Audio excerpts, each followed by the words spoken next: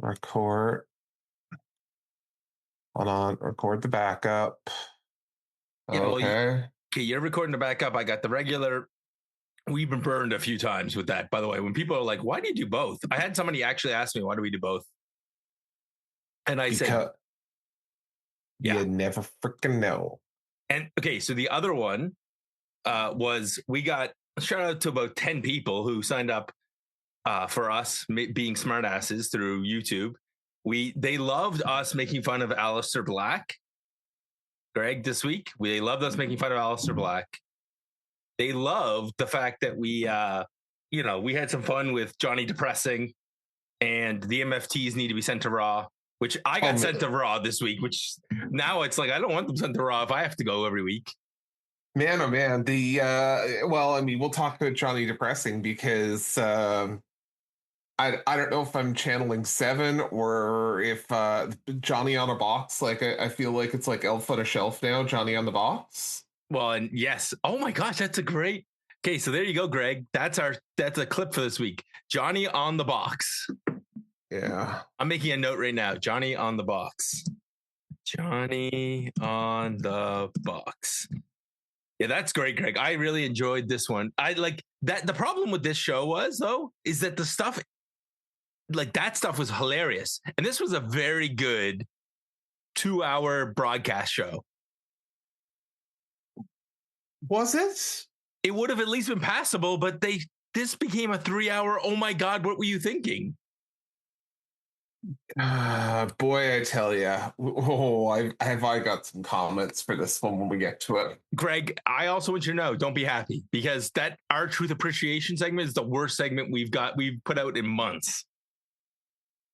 We're like appreciating our truth, and nobody likes the fact that we're happy. That we're happy about our truth? Yes, we're happy about anything. I think that's the general feedback I get is why when you guys are happy. And also the person who commented to me, I'm going to read their name because they made a smart ass remark at Gear 24. It's only been a week. Royce Keese has not gone missing. It's like, yes, he has. He's on Stupid Stephanie's podcast. That doesn't count as being brought on television. Oh, now you're gonna get in trouble. I'm sorry, it doesn't count. Like I like Royce Keese. I think he's a hell of a wrestler. I just don't think him being on a podcast is like good WWE promotion. Probably not. Let's be honest. Greg, this show, oh my God. This was something. This was something, Brad.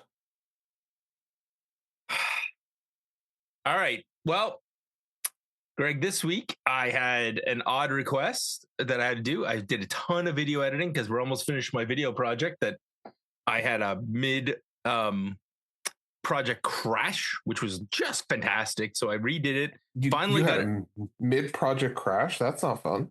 Well, last December I was working right. Yeah. So you remember crash. And now we're going to reshoot 2 of the videos. Do you know why? Because the statistics we were quoting were from 2023, and the report that came out for 2024 comes out in December.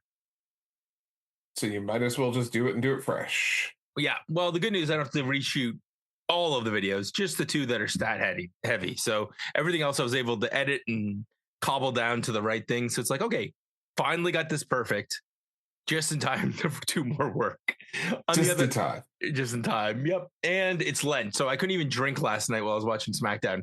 And Greg, I watched most of this show last night because we're recording early today. You got to be able to get some dispensation for having to watch SmackDown. I'm going to talk to a moral theologian and a priest this week and see if they can. I'll just ask for dispensation. I should be able to have at least one mercy drink during this show. Because this show, Greg, 100%. I'll tell you exactly where you need to drink in this show. Okay. Won't get to it. Okay, Greg, this is a good spot. Let the people listen to the theme song, and then we'll get into this.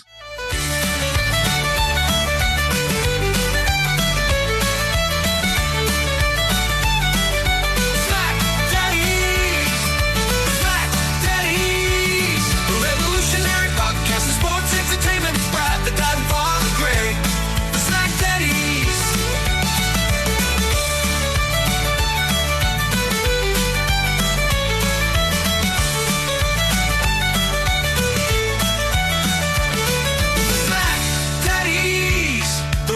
revolutionary podcast of sports entertainment. It's Brad, the dad, and Father Greg, the SmackDaddies.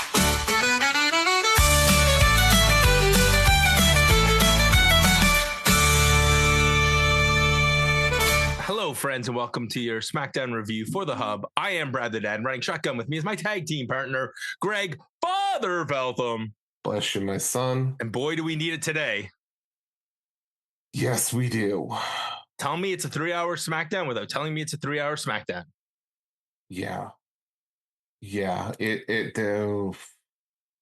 This is one of those weeks where we're not quite close enough to the PLE that everything gets taken care of, but we're far enough away that it's like, yeah, isn't it right? there was so many good, like there were so many funny things on this show, but it does not make up for the fact that this was the padded SmackDown. It was definitely very padded heavy.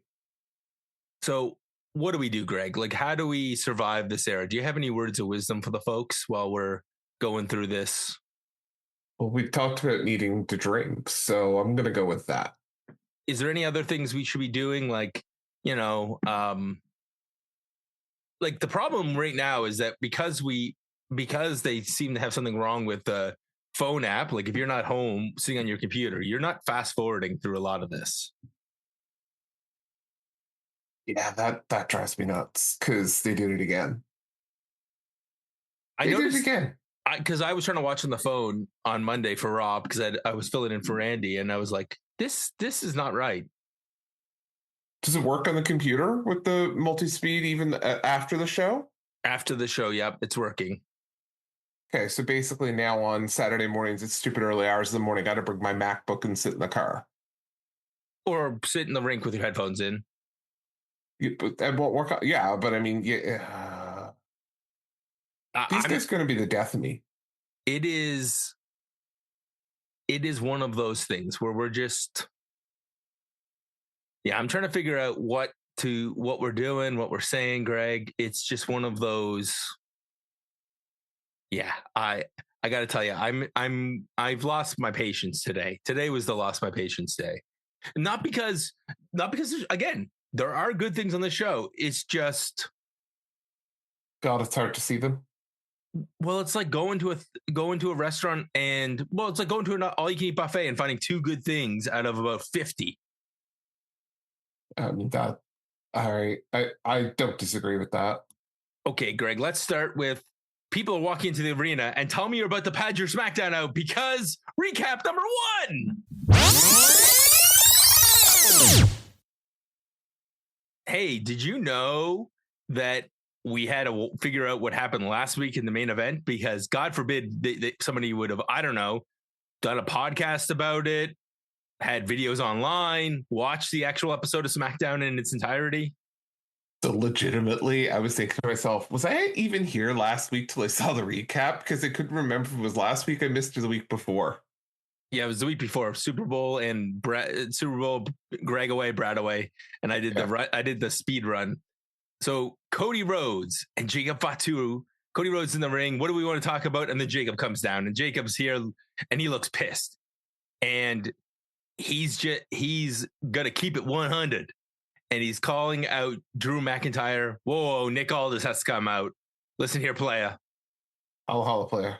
No, he's not making a tag team match. It's too bad because this would have been like, let's get a tag team match out of this at least. That would have made sense for the main event. Nope.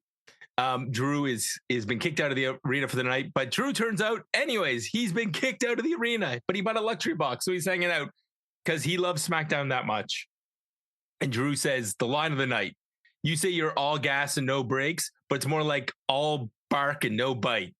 And this sets Jacob off. He tries to go up there. He beats up a bunch of security, and Drew says that everyone's coming after him because he's the champion. And Cody fires back, "Nope. Everyone's coming after you because you're an asshole." Okay, so I legitimately laughed out loud this week only because I was watching, I think, Olympics coverage, and one of the commentators actually used the line, "all gas, no brakes." Somebody's watching SmackDown. Yep. Gregory, we're on a collision course between Cody and Drew. Save me. Yes.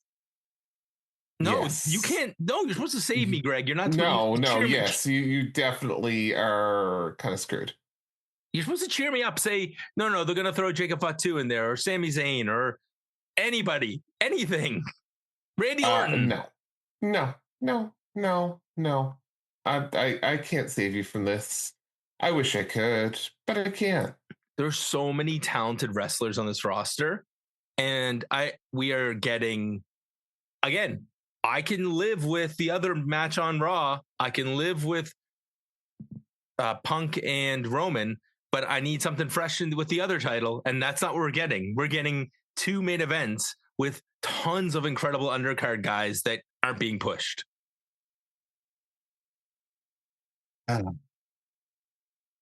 Oh, time to make your day even better. Recap 2. Remember a 10-man tag Teddy Long memorial match? Well, we got to re-see it and see how Tama Tonga ended up hitting the cutthroat on the U.S. title champion. But he doesn't get a U.S. title match. We'll get there in a second. Carmelo Hayes is in the back. He's getting ready for the qualifier, and the Mad Dragon enters, Ilja Dragunov. And Melo says, and Dragunov's trying to hype him up, grabbing him by the back of the neck. He says, hey, you don't have to tell me how to be him. I know how to be him. And I'm going to make it to the chamber. And I'm like, And then Dragunov, he says, chills out. He says, I want to focus my energy on my opponent. And Dragunov sets off, but he threatens that he will take that U.S. title. But first, he still has to qualify. He still has to have Melo qualify for the chamber.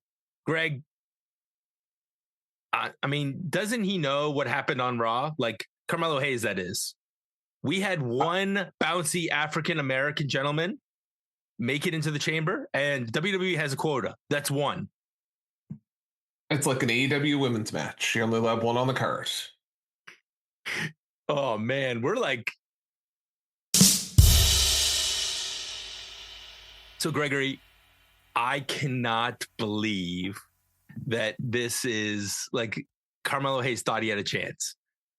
It's like there's definitely one of the people in this match that are going to make it. And as soon as you hear the crowd reaction, you're like, I wonder who they're pushing. Yeah. Jacob Fatu. Yeah. Jacob Fatu, by the way, is in the back then after this. He respects Nick Aldis, and Nick's like, but dude, dog, you gotta be patient. Think about how long it took me to get to WWE, and they don't even let me wrestle around here.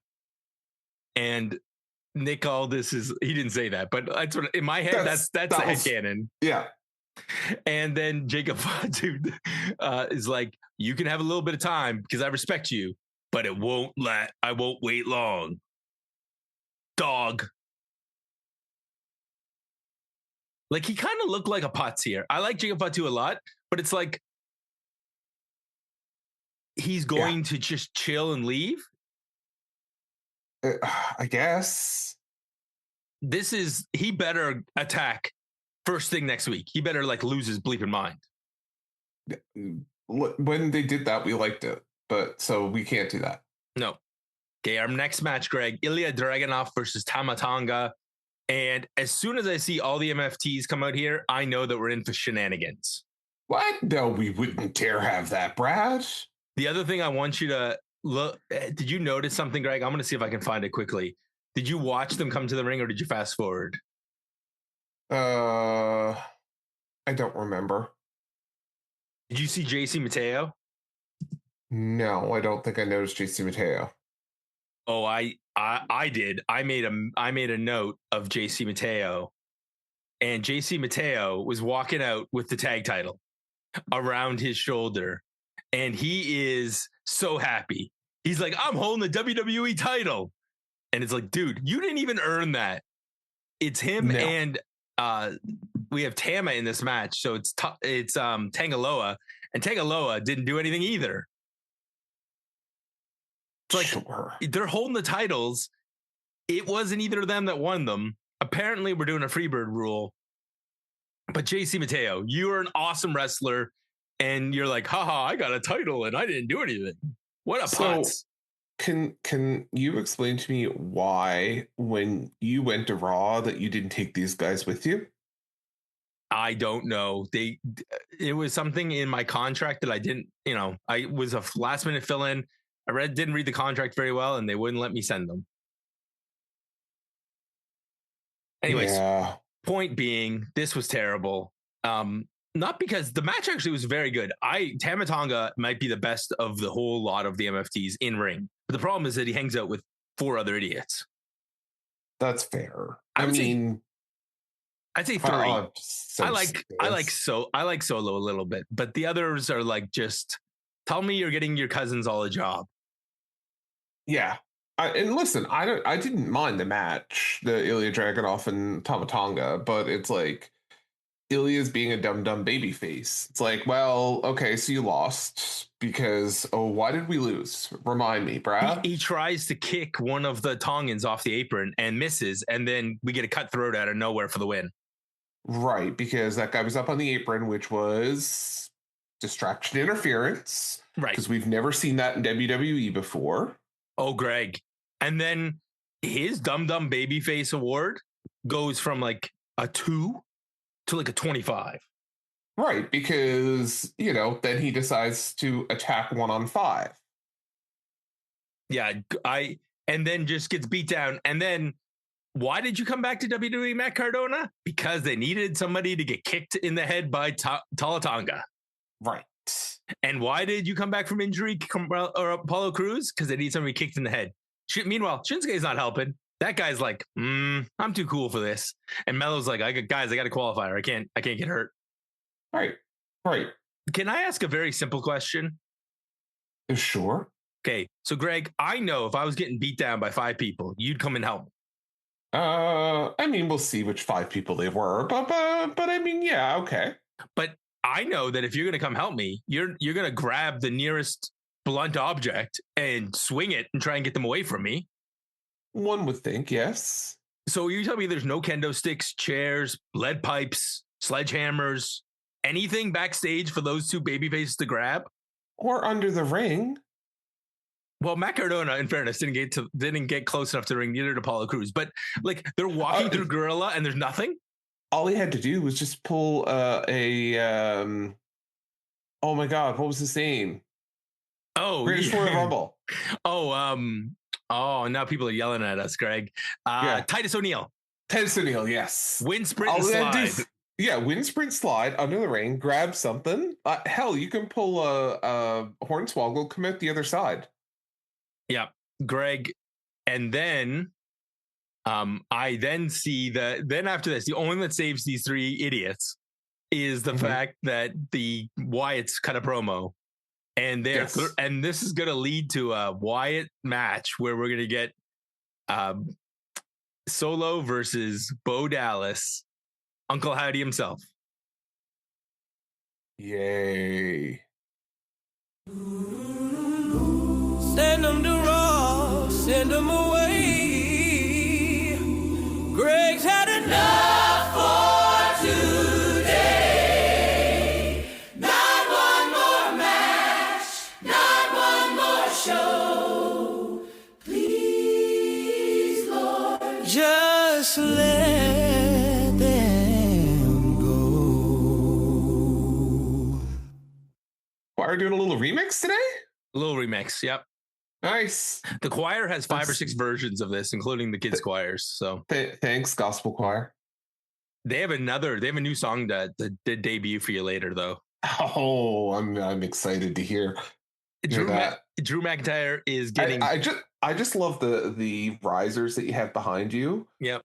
Right, for when they come out, like they are so on cue, and the mic setup you have there is just so beautiful, Brad. And then also the curtains, like as we finish the thing, they draw the red curtains across. Yeah, and then that soundproof wall that comes down that allows so that when the Broadway group's getting set up, we can switch. Yeah, you should see catering. That's why I had to go to Raw this week. I literally had to cover the catering budget. Okay. So Drew McIntyre is getting chewed up by Nick Aldis, of course, and Drew says, "Hey, man, I'll do you a favor and I'll leave." Boy, did he leave. Yeah. And now we get a Randy Orton promo. Randy Orton is asked about, is he worried about Cody? And then Zelina Vega interrupts. And I'm like, oh my God, we're going to get this match? Why? Aleister Black's trying to stir up Randy Orton. Says, you're not the Orton of old. The old Orton would have kicked me right in the head. And Aleister Black is digging his own hole. Why? Why would you even bother? Like, if you're Randy Orton, you're like, I'm going to fight him. Because why? Because he's the new Karrion Kross who thinks he's going to lose every feud he's in. But he's going to turn him heel, and that's the moral victory. So this is when I laughed out loud. Because at the end of the segment, he basically, Orton's, I think it's Orton that says, like, you drop the suit and I'll talk to Nick, you drop the suit and we'll settle this in the ring type thing, right? Yeah. This is after I had gotten the message, because I started watching this last night a little bit late, but I saw the message from you. It's like, who wears the suit? And then I hear this line about, I'll drop the suit, and I'm kind of laughing in my head. I'm like, oh, Brad's talking about this segment, and then I see the guy you're actually talking about. Who's in the front row the whole week, and he's wearing a suit at the wrestling. It's like, is he some executive that they're trying to, like, some sort of advertiser that they're trying to milk, and poor guy didn't get the memo? Like, dude, just wear a t-shirt. I don't know, but I thought you were talking about Aleister Black. Dropping his suit? No, I mean, I'm glad he's with his wife, but boy, oh boy, does he, as we talked about last week, he belongs in AEW. Also, like, really, dude, no one's buying it. Like, just wrestle. Yeah. Just be a cool Muay Thai guy. You don't need to be a Undertaker light. No, you don't. If he wants to be Undertaker light, TNA, like, that's where you go to take those gimmicks. And maybe that's what's going to happen. Last Legend, and Nia Jax are in the back. They are now the irresistible forces. Nia doesn't have time for this interview. She's got to get ready for a match. But next week, they're getting a tag title rematch, Greg. And that's how they're going to get ready for the Chamber. And they're going to run this division. Snap, they're out. Yeah. And Greg's even more, speaking of Seven the Raw, Greg, it's Jade. And a recap to see how she kept her title.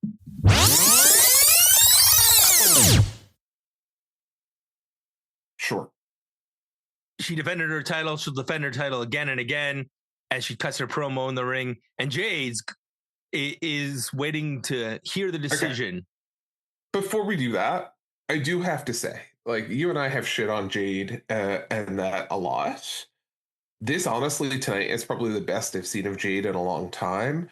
Between her gear and the promo, I love this. Okay, she was great. She did a good promo, but I hate the catchphrase. I'm that bitch. It's kind of like, am I a bitch? That would be how I'd respond if I was her opponent. But no, she did fine. The problem with this is they didn't need to make her march to the ring to do this. You know what I mean? Like, no. I'm gonna find out who my opponent is on. I'm gonna find out if I'm getting Liv on Raw. Yeah, and we know you're not getting Liv on Raw. Duh. You're getting the Chamber sloppy seconds. Right. Oh, and then Charlotte Flair comes out and gets in her face, which is a huge tease. Now, as I read that to you, I'm like, oh my gosh, that doesn't even matter now. Nope. Charlotte Flair, Nia Jax, Kiana James in the I can't believe how this match ended match. I can't believe how bad this was match. Oh, Greg. So this started with, I wanted to call this, I can't believe we're not going to have a wardrobe malfunction match. Oh, yeah. But to the credit of the girls in this match, their gear stayed in place. Only by the grace of God, therefore. And lots of two-way tape. Yeah. Nia Jax, hip attacks. Charlotte does her... The Freudian slip there, Brad. She does do the hip attacks. Yeah, that's not what you said. I said lots of hip attacks. Yeah, no. I'll listen to the tape. I go back and listen to the tape. We have the front flip clothesline. I love that Kiana James can get Nia up for the Samoan drop. She had some impressive spots, and I thought, oh, look, they're doing her a solid. They're giving her some cool spots. There is an awkward Samoa drop on Charlotte Flair by Nia Jax, where it looks like Charlotte just bashes her head off the apron. The Spanish fly that took forever. I thought they were going to kill each other. that she didn't kick out of. Right. This to me is where it's like, all right, and I'm done. And then it gets worse. Right. Because we get the Annihilator, which I thought was going to be the popper. Yeah.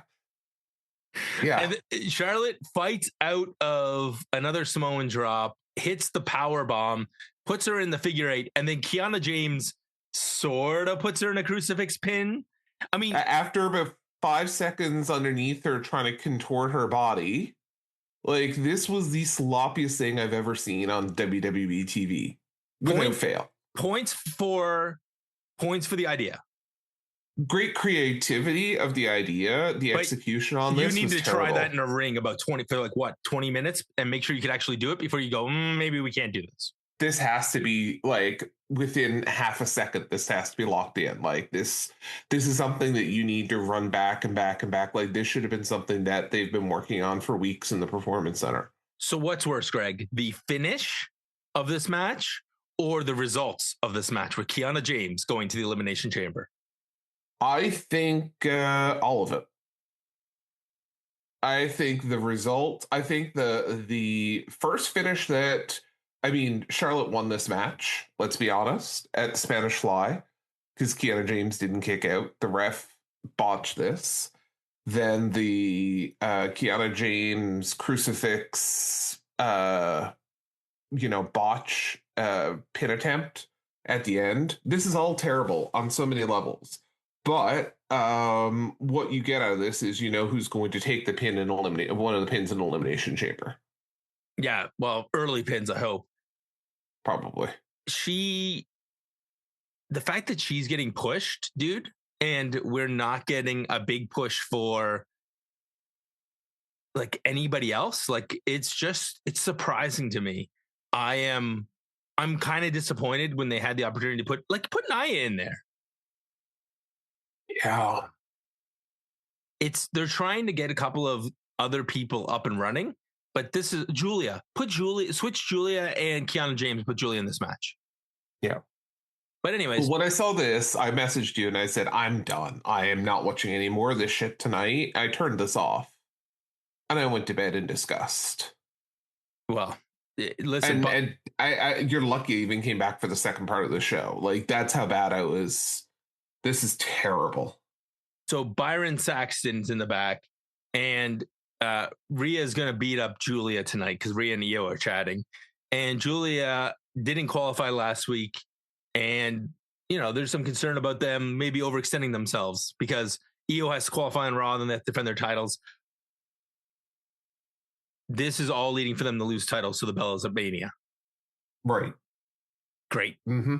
Here's a highlight here. Kip Wilson. Sure. Do I have to flex and shake my hips while I do it? Kit Wilson.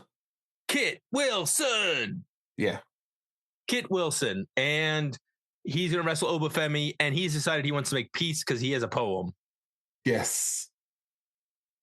An ode to Oba Femi. I did not copy it down. I did. Oba, forgive my doubts. I can now see the greatness that people talk about. You're impressive, incredible, born to reign, with all the people chanting your name. Oh, I thought you were a brute. I now know that's not fair because now when I look in your eyes, I see a teddy bear. I picture him. Oba being the great literary connoisseur that he is, demanded Kit to read another poem from his collection. He was shocked. He was power throw of something. He did one of the throwing events in for the U.S. Olympic team. That's how he got to Canada, to the U.S. He went to college.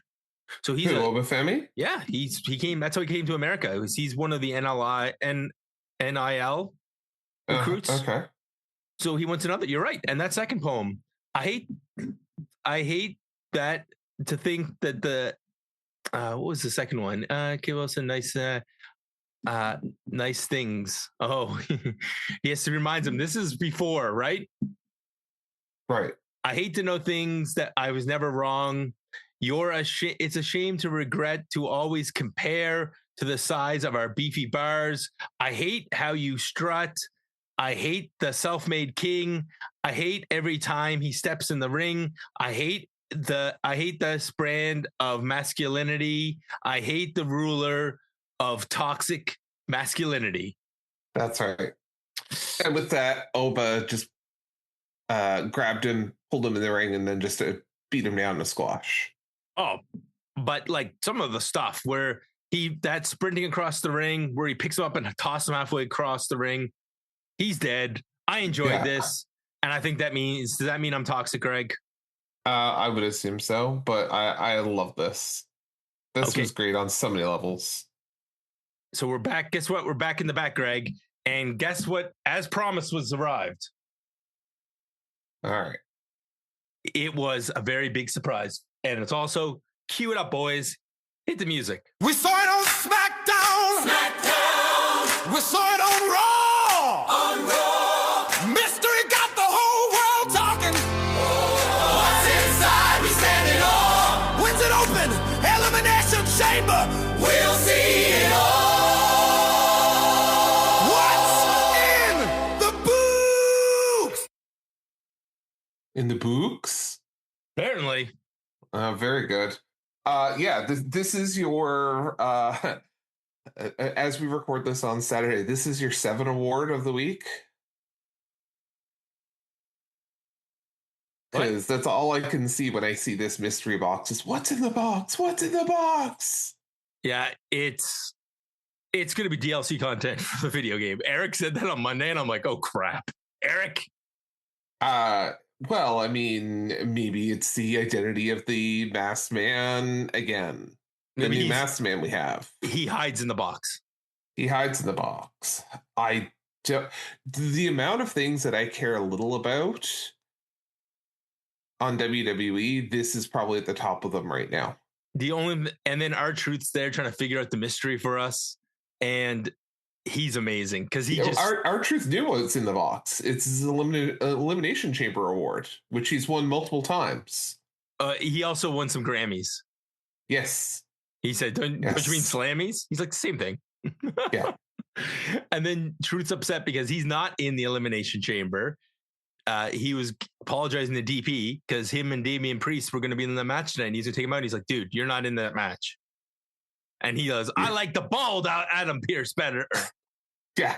I like the bald Adam Pearce better. I like the bald Nick Aldis better, which is Adam Pearce, which is the bald Nick better. Yeah, and I forgot in our last segment, we got actually tonight's episode title because I was debating between I want the bald Nick back or what I did in the women's match. Wade Barrett comes up with a line is, that's clearly nonsense.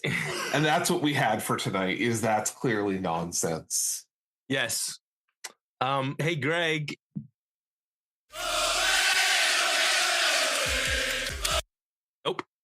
Nope. I was going to try that again? Probably, but let's do it. You're going to leave that in though. It's Tiffy time. Probably. I don't tend to edit very well. So it's Tiffy time, guys. And that means that Tiffy's going to wrestle Alba Fire in defense of Chelsea Green, which just basically means distraction at one point and Tiffy wins. Brad, we're not allowed to do distractions. We don't do those in WWE. Come on now. Certainly not. We're certainly not going to do 2 on the same show. Okay, so you know what I'm way more interested in? This storyline. I thought you were going to be way more interested in how the gear stayed on this one as well. Oh yeah, there was lots of tape, Greg, and hope. Tape and hope. Cody's in the back and he runs into our good friend Sami Zayn, and Cody tries to cheer up, hey man, bad luck with the Rumble, bad luck last week. And, you know, you shouldn't be ashamed. And Sami says, if anybody should be ashamed, it should be you. I came over to help you, and I saved you from Drew McIntyre, and then you quickly hit me with the crossroads. And Cody says, hey, I just took advantage of the situation. And Cody says, yeah, I'm just trying to get to Mania. And Cody says, Sami's like, hey, man, I'm trying to get to Mania too. But the problem is that you're the chosen one. You got to finish your story. I've been here for 10 years, and I haven't got a chance to finish my story because I always try and do the right thing. And Cody says, that's your problem. You're always trying to do the right thing and you never take accountability. And Sammy says, Sammy, man, you're blaming the system, but it's not about the system. Sometimes you're just in your own way. And he storms off. And then Trick Williams comes up. So we got Kip Wilson and Trick Williams. Trick Williams is here and he's making fun of him that he can't get the job done. And Sammy, this breaks Sammy. He doesn't want to be like Trick. He walks over and he apologizes to Cody. And he says, hey, man, remember when you get the job done this time that you had a little help along the way? Yeah. Dude, this is so dumb. Why can't we get Sammy and Cody and Jacob and Drew? That would make too much sense. This is somehow going to be a 4-way, isn't it? Oh, 100%. We've just planted too many seeds. And you know what? I'm actually way better with this being a 4-way. That's at this point, I've lost the will to care on this. Okay, so first Carmelo Hayes comes out for this next match, followed by Damian Priest, and they both get very decent reactions. And then all of a sudden, whoop that Trick. Trick Willie comes out, and dear God. I actually got nervous at the arrivals earlier in the evening because when Trick Williams pulls up, you see a parking lot and him getting out of the car, and I knew we were in Florida. And I'm like, oh shit, are we close to NXT? Like, oh no, I didn't know if he was going to make it in the arena, right? It's not the NXT parking lot. We're okay. Yeah. But I got nervous for him. I really did. When those guys go down the train at the Performance Center, they all bring like armored guards. Like they'd have to. So Trick Willie and Carmelo, I like the beginning where it's like Trick is like, hey, come on, we work together. And then finally Damian just gets mad and clotheslines to both of them. It's like, I'm here too, you dummies. So this match had all kinds of cool stuff. There was like a couple of hot spots. There was a great frog splash by Mello where he dives to the outside and then hits the frog splash back in the ring. I was watching this live at this point. They go to commercial. You can hear the ref say, we're at commercial. And then the pace cuts in half. What? No. The other part I love is the Razor's Edge. We get one Razor's Edge early on where he just launches them. Damian Priest just throws the guy. And then Damian Priest hits a series of spin kicks. And then Mello and Trick work together for about 2 seconds. And then finally, this ends with Priest trying to hit the Razor's Edge on Mello, and Mello basically just takes a tumble to the outside, and Trick hits 2 trick shots for the win. Greg, what did you think? I didn't mind this match. This was certainly a lot better than what we saw earlier in the night, so I like this. But the problem is, Greg, these I think are now all baby faces because is he the hero? Is he the deal? Is he the face or is he the heel? Crowds confused, the lines aren't clear, so let's play our game.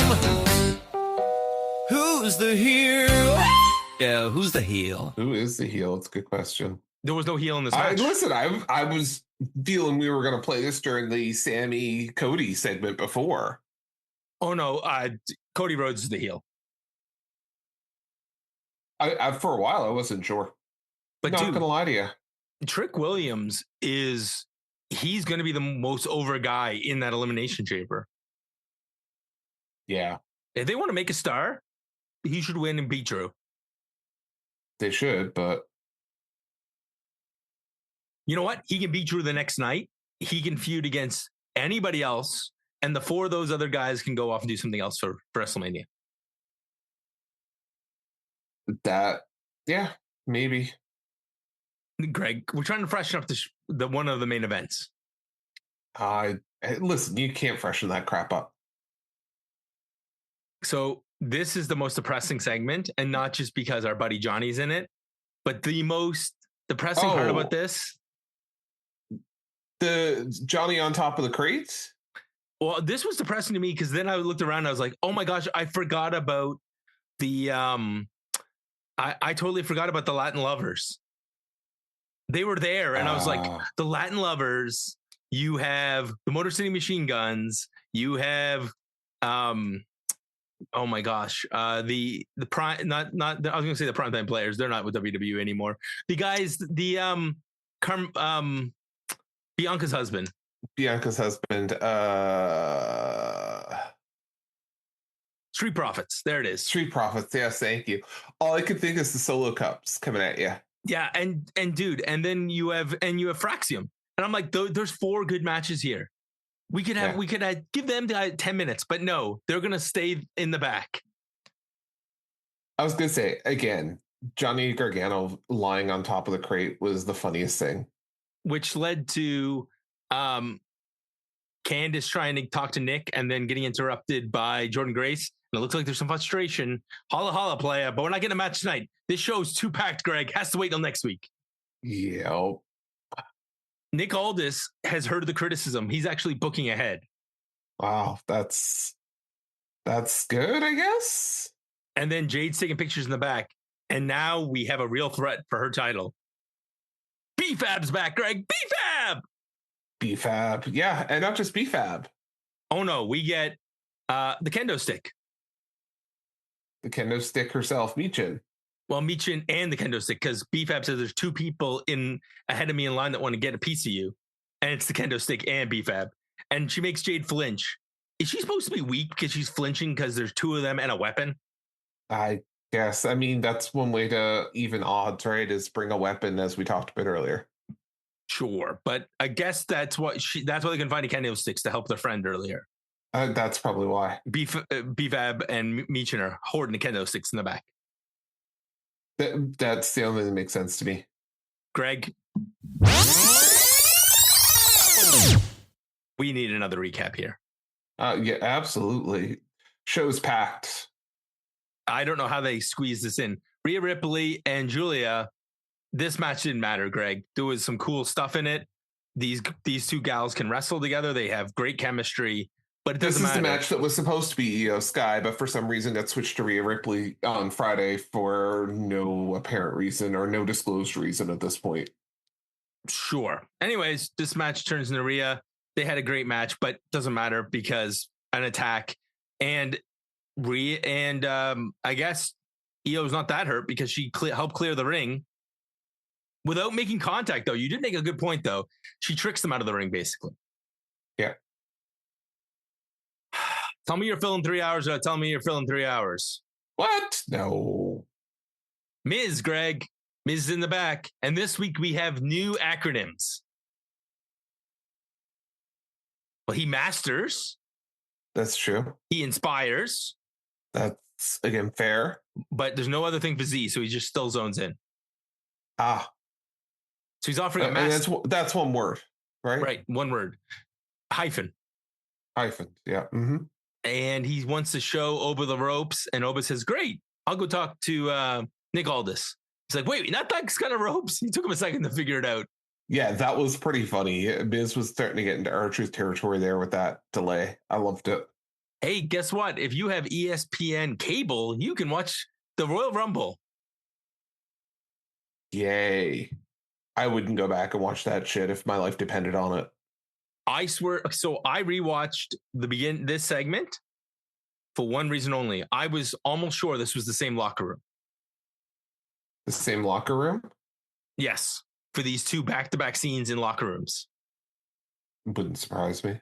It wasn't. I looked at unless they filmed them way early in the day and they moved furniture around, but it was very close. They could have just turned the camera around. They're on the other side of the locker room. So Lexi, Charlotte's there. She's looking shocked. She tells Lexi that she'll be fine. And Charlotte's faking being fine. She's wearing diamond studs, Greg, so she's fine. And then Kiana James walks in and says the funniest thing ever. We're the most powerful duo on this roster.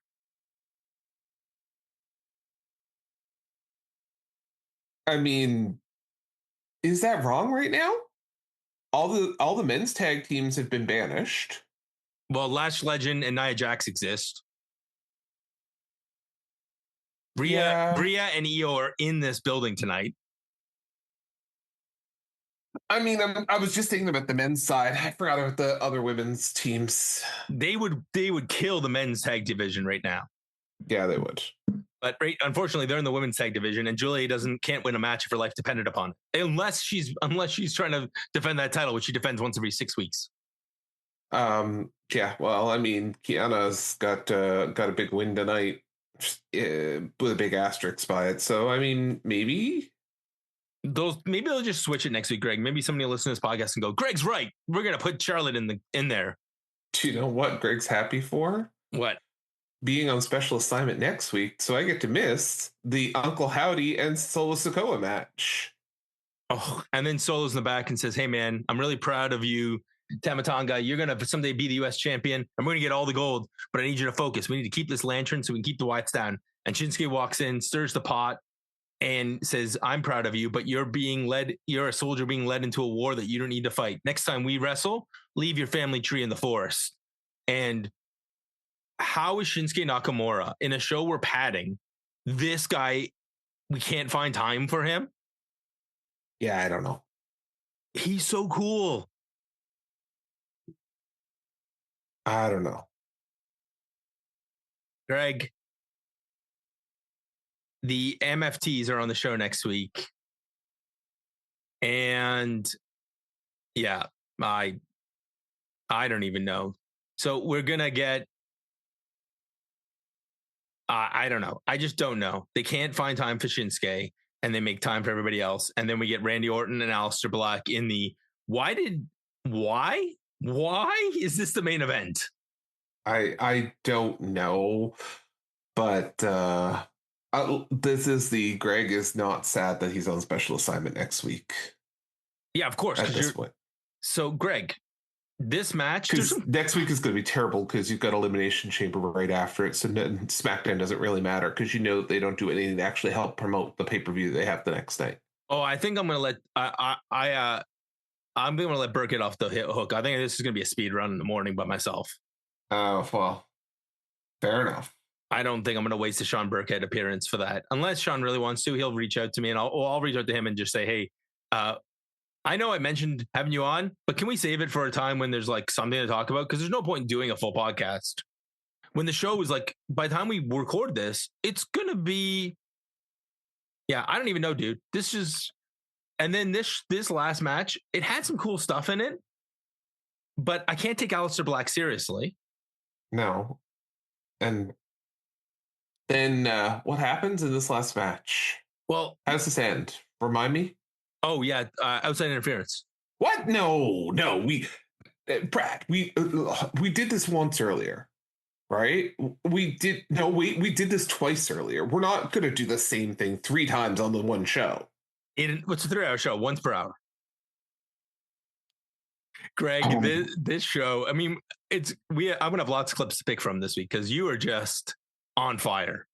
I'm something. I'm not on fire. I'm dumber for having watched WWE product is what I am, Brad. This was the first time I can tell you since like we've been pretty positive for some of the stuff that we've seen. There's always been some pearls of wisdom we can get. There was very little in the show that you couldn't tell that this show was 3 hours. Like this is one of those shows where it's like, boy, oh boy, this show should have been 2. You know what? You could have reshown one of the Royal Rumbles for one of the hours, and that would have been better. As long as it was the women's one. Anyways. That men's one was crap at the end. Greg still has PTSD. Anyways, the only things I want to give a shout out for was Aleister Black got out of the DDT coolly. He got out of the being dropped on the desk pretty neatly by landing on his feet.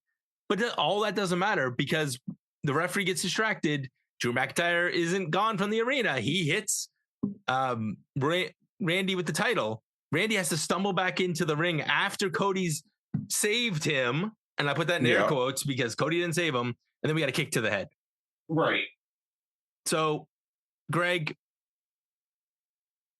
I feel like I am Johnny Depressing right now after watching this show. Like I should be lying on the crate. I was going to say, yeah, the Johnny Depressing seems to be the only person that makes sense on SmackDown now. Congratulations, WWE. You've done a great job in turning us fans into people who need antidepressants. The women's division does okay on this show, but they are they're making Trick Williams, but the problem is that the main event scene is clogged up with Cody and Drew, and you're watching people like Mello and Trick and Damian Priest and Aleister Black and Randy Orton, for that matter. They're stuck in mid-card hell. Yes, they are. With no chance of advancement. Yep. Greg, you know what time it is. This is your SmackDown synopsis.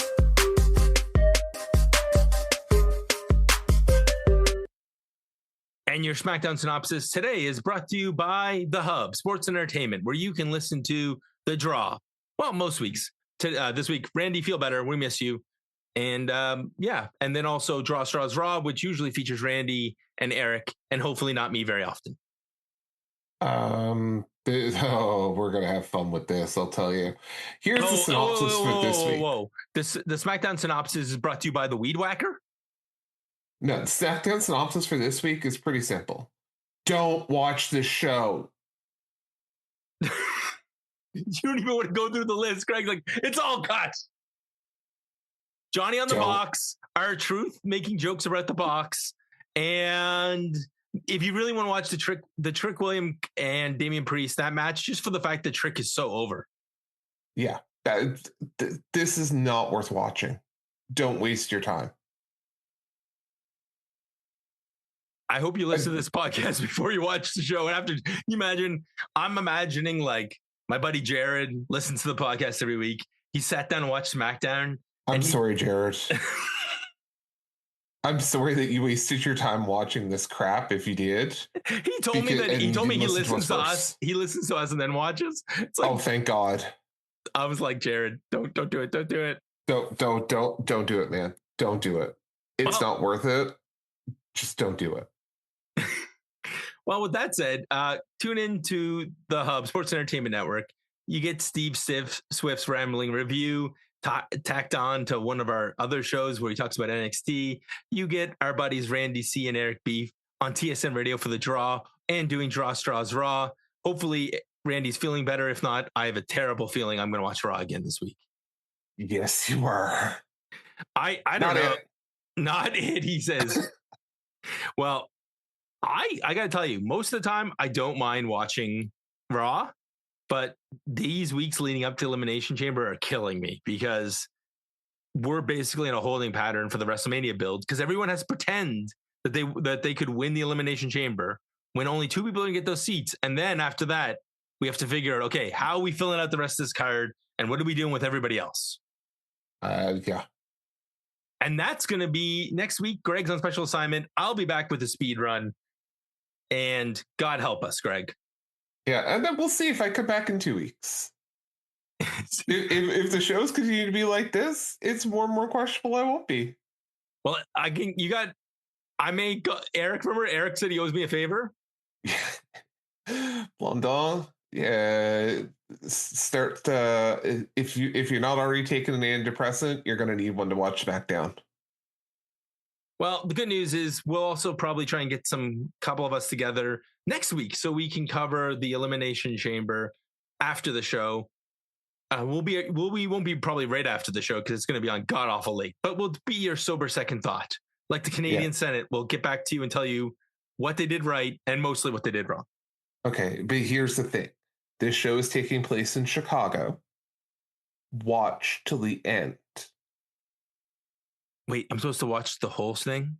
The whole, right to the end. Okay, and the last thing, we're going to end on one positive note. You know what the one thing you need to watch in the SmackDown was? The Kerwin, the tribute. Oh, yeah, the tribute card at the end of the show. Yeah, it was a WWE producer or something who had passed away this week. Longtime producer. He'd been with the company off and on for like 30 or 40 years. Yeah. So God bless you. Rest in peace, brother. And thank you for all the memories. He's the guy that helped produce the Mr. Perfect segments. So that alone deserves you a special place. Oh, that's fun. I used to love those.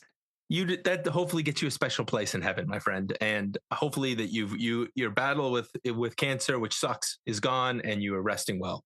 But that there you go. The only thing you need to watch, the last 30 seconds. All right. We're out. Bye. The SmackDaddies. The revolutionary podcast in sports entertainment. Father Greg and Brad, the dad bless you all with the lovely tales of Friday night, SmackDown and beyond.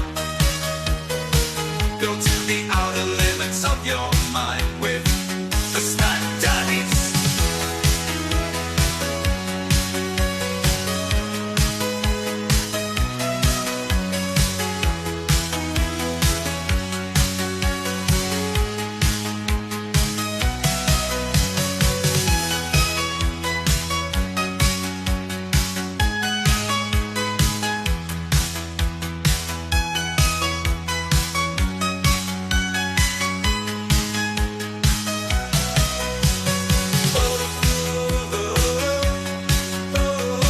The revolutionary podcast in sports entertainment. The Father Greg and Brad, the dad bless you all with the lovely tales of Friday night SmackDown and beyond. Go to the outer limits of your mind with the SmackDaddies.